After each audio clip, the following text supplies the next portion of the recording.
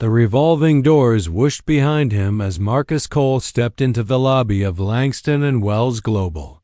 It was one of those glass and steel towers that seemed to scrape the clouds, gleaming with the arrogance of money.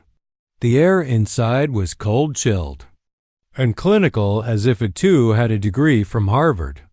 Marcus, tall and broad-shouldered, walked with the posture of a soldier, but his suit was a decade old, a charcoal gray relic that no longer quite fit his powerful frame. His leather briefcase, battered and cracked at the corners, hung from his hand like a veteran of many campaigns. Heads turned. Receptionists stopped typing. A pair of junior analysts exchanged glances. The security guard, a young man barely out of his teens, straightened up, unsure whether to salute or question the man before him. Marcus approached the front desk. Marcus Cole, 10A.M. Interview. Vice President of Strategic Operations. The receptionist blinked at him. Then her fingers clicked across the keyboard. "You're early." 15 minutes is late in my book, Marcus replied, his voice deep, even, with that unshuckable calm that came from years of leading men through chaos. She handed him a guest badge. "Take the elevator to the 39th floor." Marcus thanked her and turned. As he walked past, a white man in a $1,000 suit leaned over to his colleague and muttered, "Didn't know they were recruiting from boot camp now." Marcus heard it. He always did. But he didn't flinch. He'd heard worse in Fallujah. He'd heard worse on the streets of Detroit as a kid. He pressed the elevator button and waited. As the doors slid shut behind him, he exhaled slowly, silently. This was just another battlefield. Different rules, same war. The elevator dinged open to reveal a sleek, open-plan office bathed in natural light and white marble. Frosted glass walls hid executive suites.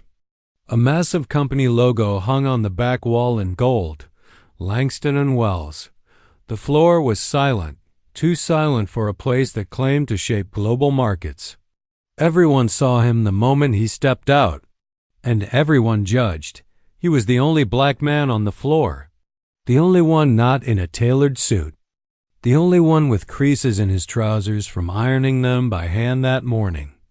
He approached the assistant seated near the corner office. "Marcus Cole, here for the interview." The woman nodded politely but with a thin smile. "Mr. Whitmore will be with you shortly. Please have a seat." He did. The chairs were modern and low designed to make you feel small. Marcus didn't slouch. He stayed upright, eyes scanning, ears tuned to the whispers floating around him like radio static. "Is that the guy? Looks like he just came from a VFW hall. He's interviewing for VP? No way." Then the door opened. Brad Whitmore strolled out. Slicked back hair, shining cufflinks, and a smirk carved into his clean-shaven face. He spotted Marcus and stopped. Looked him up and down like he was a joke. "Well," Brad said loudly, "didn't know we were hosting career day for veterans." "You lost, soldier?" Marcus stood. "Marcus Cole, sir. Here for the VP interview." Brad raised an eyebrow. "Really? That's surprising." He turned to his assistant. "Make sure the coffee machine's working. We might need it." Then, to Marcus, "Come on in. Let's hear your war stories." As Marcus followed him into the office, he heard the stifled laughter behind him. The office was enormous. Floor-to-ceiling windows gave a sweeping view of the city. Brad gestured toward a chair but didn't sit himself. He circled Marcus like a shark. "So, Marcus," Brad began, flipping through a file, "you were a sergeant major. That's like a manager of men, right?" Marcus nodded. "Sergeant major, U.S. Marine Corps. I led combat units in Iraq and Afghanistan. Oversaw logistics, field strategy, and crisis response." Brad chuckled. "Logistics, huh? So you can carry boxes and bark orders. That's cute." Marcus's eyes didn't flicker. But in his mind, Another scene began to replay. A convoy under fire in the Helmand province. Dust and smoke thick in the air. Screams over the radio. Marcus ducked under a burning vehicle, dragging a bleeding corporal behind him. He was shouting coordinates into a radio with one hand and firing with the other. Hold the damn line. Air support in 4 minutes. Back in the office, Brad kept talking. What makes you think a guy like you can handle corporate strategy? Another flash. A base ambushed in the dead of night. Marcus directing squads, rerouting power, sealing perimeters, rallying frightened. Young men who'd never seen real war. I've handled strategy under fire, Marcus said calmly. My decisions determined who lived and who didn't. I don't panic and I don't quit. Brad leaned back, grinning. You've got guts, I'll give you that. But this isn't war. This is business. And frankly, we wear better suits. He laughed. A cruel, mocking laugh. Marcus didn't move. He looked out the window, then back at Brad. With all due respect, sir. Some of us earned our stripes. You just bought yours. Silence. Brad's smile vanished for a moment, then came. A crackle from the overhead speaker. Attention all personnel. Please stand by for an emergency announcement. Marcus's jaw tightened. The battlefield had just shifted again. Brad chuckled, trying to brush off the tension. Ignore that, he said, gesturing toward the speaker. Drills happens once. A quarter. Corporate likes to pretend we're a Navy frigate or something. Marcus remained still. Let's make this quick, Brad continued. I've got a board call in 30 minutes. I want you to solve a hypothetical. He walked over to a whiteboard and drew a diagram. Your VP of Strategic Ops, our biggest supplier, just pulled out mid-quarter. We're short on components. International logistics are tied up and clients are demanding penalties. What do you do? Without hesitation, Marcus stood. Picked up the marker. First, he erased part of Brad's diagram. Then he rewrote the timeline. Stop trying to salvage all accounts. Prioritize Tier 1 clients. Immediately renegotiate delivery. Windows using military-grade supply chain triage. While legal stalls for 72 hours, we contract temporary logistics from domestic vendors, even if cost is higher. Then you announce a strategic pivot to stakeholders before the press gets wind. You don't plug every leak. You reroute the ship. Brad's smirk faded. One of the analysts watching from the hallway muttered, "Damn." Jamie Patel, the intern, sat 3 desks away pretending to go over spreadsheets. But he was watching everything. He had recorded parts of the interaction. With Marcus on his phone, especially the mockery. He wasn't sure why he'd done it. But now he couldn't stop. Marcus reminded him of his uncle, a veteran who never got his due. Jamie watched as Marcus handed Brad a folded copy of a portfolio. His case studies were handwritten, not typed. I don't own a printer, Marcus said, noticing Brad's glance. But the math checks out. Brad didn't respond. Just nodded slightly, then waved him away. We'll be in touch. As Marcus walked out, Jamie turned toward him and gave a small nod of respect. Marcus returned it with a glance. Then the loudspeaker crackled again. Attention, Code Gray. Please evacuate. This is not a drill. Chaos erupted. People bolted from their desks. Alarms blared. Security sprinted toward the elevators. Phones dropped. Laptops clattered. Voices shouted over each other. Brad was already halfway out of his office. What the hell, somebody get? Comes. Jamie looked around and panicked. Marcus didn't move. He stepped into the hallway, scanned exits, and raised his voice. Stairwell this way. Grab only essentials. Stay low. Don't push. People stopped. His voice cut through like a knife. You help that woman. You check if we've got disabled on this floor. Jamie saw Brad freeze, confused, as if trying to decide whether to run or yell. Marcus was already moving. A woman hyperventilating by the glass wall, he knelt beside her. "Hey, breathe in 4, out 4. You're with me now." He lifted a man in a wheelchair without waiting for assistance, carried him down the stairwell as others followed. 20 flights down. Marcus's shirt was soaked. His hands gripped the rail, but his focus stayed sharp.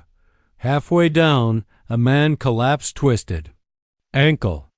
Marcus paused, wrapped his arm around his shoulder, and kept going. By the time they hit the lobby, he'd guided over 24 people.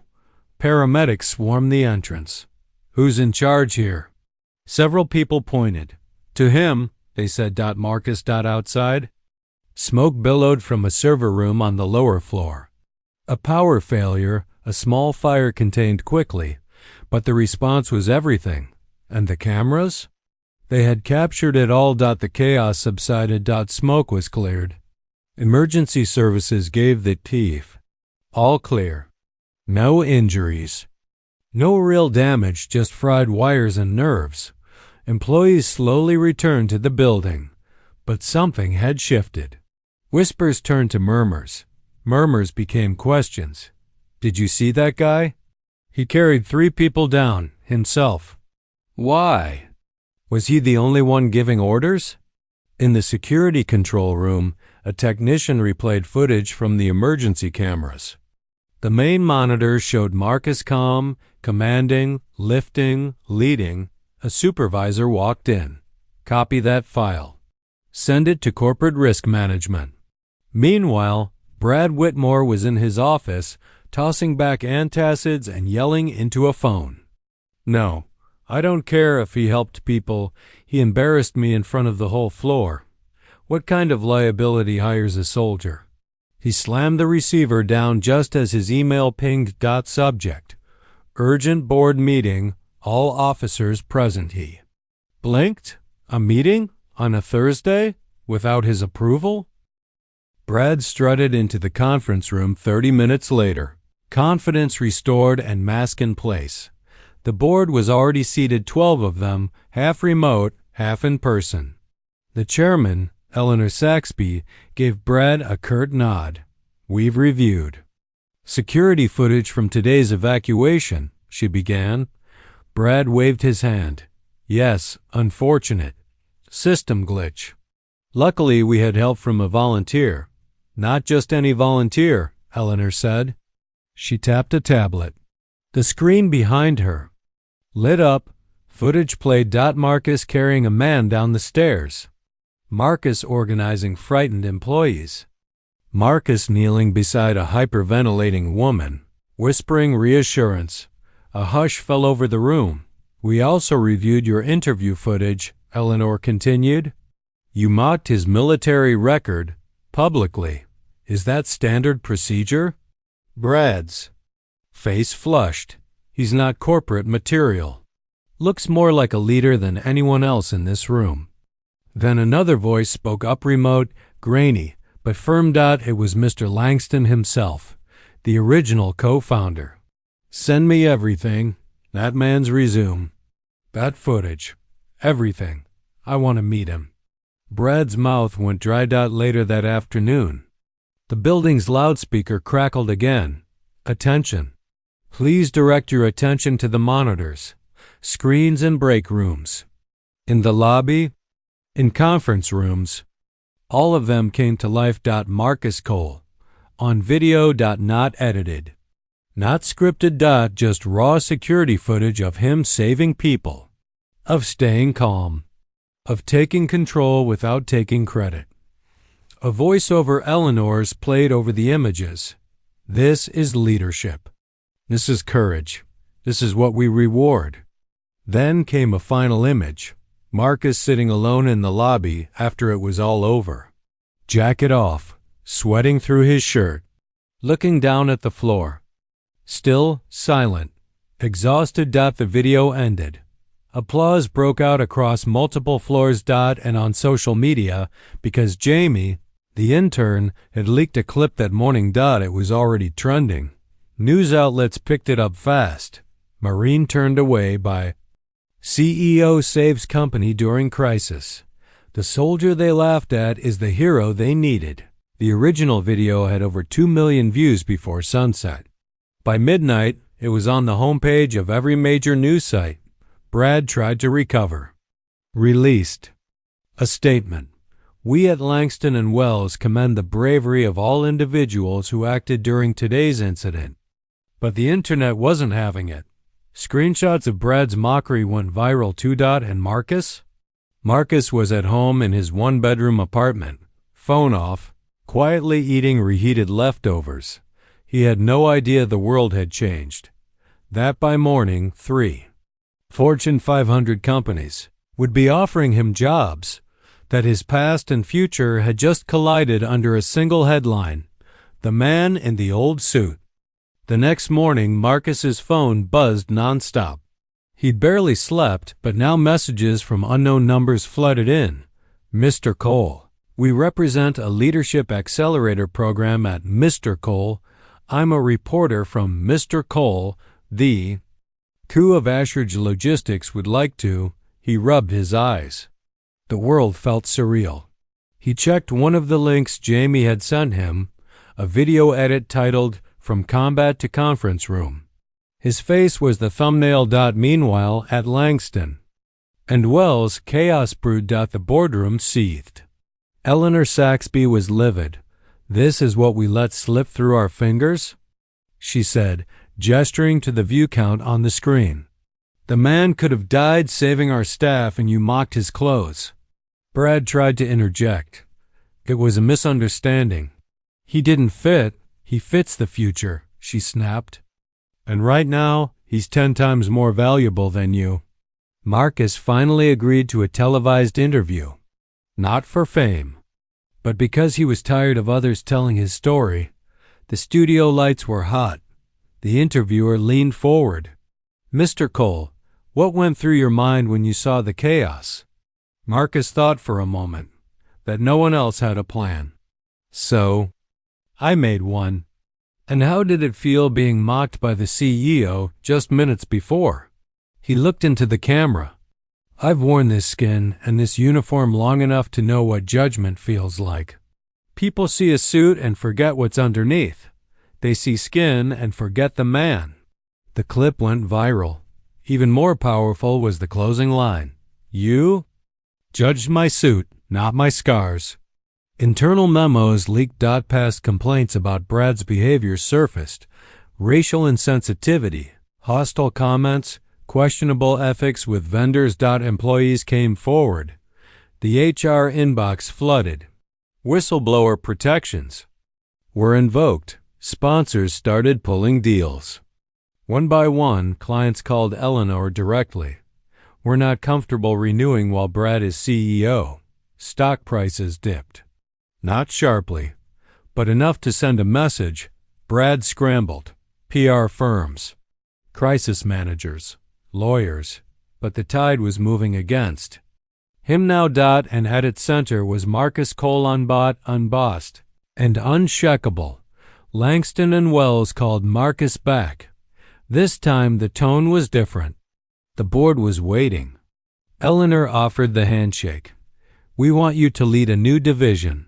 Veterans Outreach and Crisis Strategy. VP title. Full team. Direct report to the board. Marcus looked around. Not interested in a consolation prize. They blinked. I'm interested in changing how leadership looks in rooms like this. Eleanor didn't flinch. Then let's build it together. Jamie, now his executive assistant, smiled from across the room.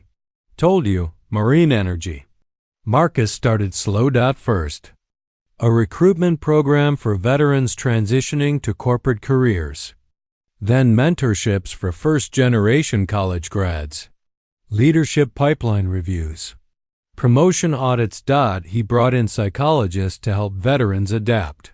He created translation panels to show how military roles fit business needs. The results spoke fast. Turnover decreased. Morale skyrocketed. People started talking about Langston and Wells as a company that finally got it. Brad watched it all happen, his name absent from every article, and when Marcus spoke at the Veteran Affairs Summit that fall, introducing the From Boots to Boardroom initiative. He ended his speech with a mic drop moment. Leadership isn't about loud voices, it's about earned trust. I didn't buy my stripes, I bled for them. The standing ovation lasted 5 minutes. The official statement was cold, effective.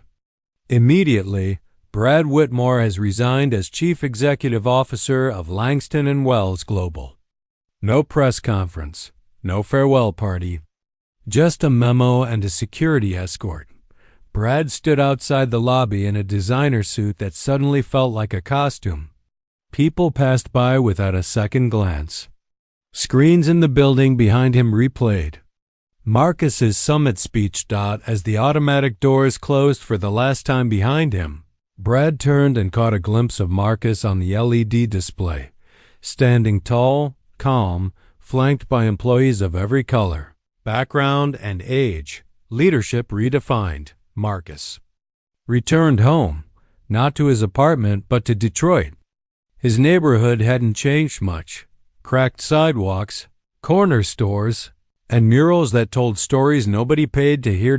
Kids playing football in the street stopped when they saw him. One of them, maybe 12, called out, "Yo, you that dude, the Marine from the TV." Marcus grinned. "Name's Marcus. You famous now," the boy said, running beside him. "You gonna be president or something?" "Nah," Marcus chuckled. "Just trying to do my job." He visited his old high school, donated a library, gave a talk to the ROTC class, spoke with a kid who reminded him of himself. Rough home, big dreams, and no roadmap. "You don't need perfect," Marcus told him. "You need purpose." Langston & Wells changed. Not overnight, but the culture shifted. Marcus helped launch the Valor Initiative, providing scholarships, mentorships, and guaranteed internships for veterans, first-generation students, and returning citizens. He brought in counselors, opened mental health resources, and made sure nobody else had to translate their trauma into palatable resumes. His team was diverse, sharp, loyal. Many came from places boardrooms ignored. They didn't match the mold. They broke it. At a panel on corporate reform, Marcus was asked what kept him grounded. He paused, then smiled. "The suit still doesn't fit perfect. That helps." Laughter. But then he added, "But I wear it my way. And I open the door for others before I sit down." It had been exactly 1 year since the loudspeaker first blared Code Gray. The company was holding its annual general meeting. Hundreds packed the headquarters. Employees, media, even shareholders. The buzz was electric. Eleanor Saxby stepped onto the stage. "This year we turn a new page. Not just in leadership, in legacy." She nodded. The loudspeaker crackled intentionally this time. "Attention all floors. Please welcome your new Chief Executive Officer, Marcus Cole." The applause was thunder. Marcus stepped forward in a perfectly tailored charcoal suit, same briefcase, same calm, same steady eyes. He looked out over the crowd, saw Jamie beaming in the front row, saw a few familiar board members still unsure, but watching closely. He leaned into the mic. "I walked into this building once and was told I didn't belong. Today, I walk in to lead it. Not in spite of my journey, but because of it." He paused. "2. Every person who's ever been laughed at for where you came from, what you wore, how you spoke, or who you are, keep walking, because one day the loudspeaker might just say your name." Standing ovation. The camera lights flashed, but Marcus didn't smile for the press. He smiled for the kid back in Detroit who still ironed his pants by hand and believed he could be more.